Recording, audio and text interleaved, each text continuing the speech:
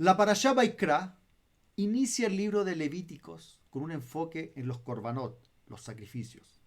Desde una mirada más racional, esto plantea una tensión interesante entre la religión ritualista y la religión como una expresión racional de la ética y la moral humana.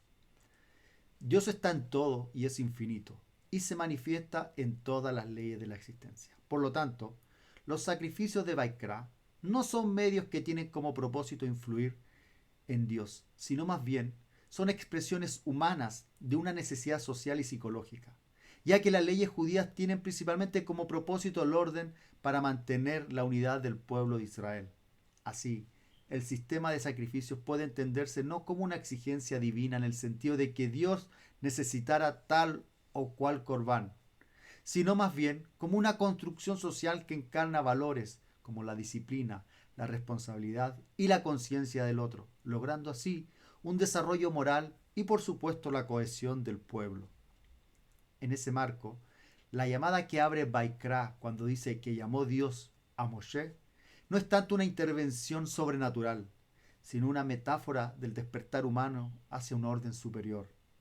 No un Dios que necesita ser aplacado mediante sacrificios, sino un orden intelectual que invita al ser humano a vivir en armonía con la naturaleza y con la razón.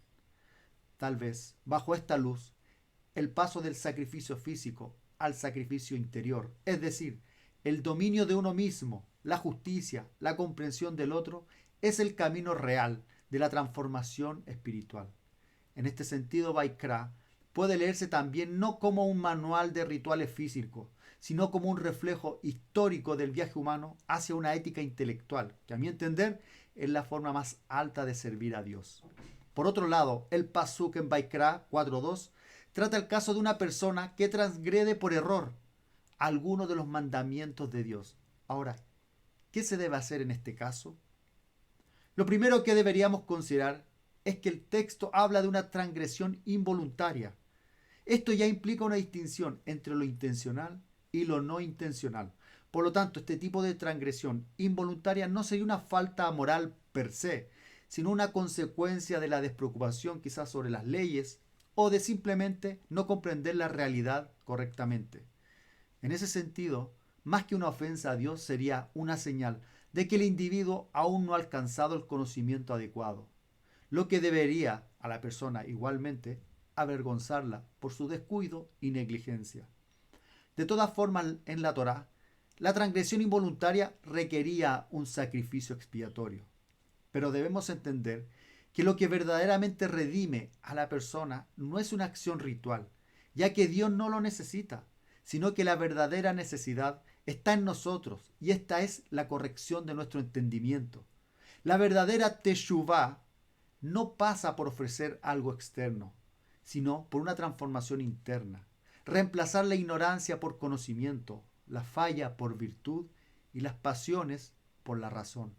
En este sentido, este pasuk es una señal de que el verdadero corbán, el verdadero sacrificio, es el esfuerzo por entender mejor la realidad, vivir de acuerdo con la razón y así acercarse a la kedushá, a la santidad, que se define como la alegría nacida del conocimiento del todo. En conclusión, las personas cometen errores o actúan en contranormas, pero deberíamos enfocarnos en la causa del error, es decir, la ignorancia, y en su cura, que es el conocimiento, y no tanto en la culpa ni el castigo ritual, ya que finalmente hoy el corbán ya no es animal, sino intelectual y ético. Debemos elevar el entendimiento, ordenar las pasiones y vivir de acuerdo con la razón, para de esta forma evitar cometer errores y transgresiones incluso de manera involuntaria. Coltu.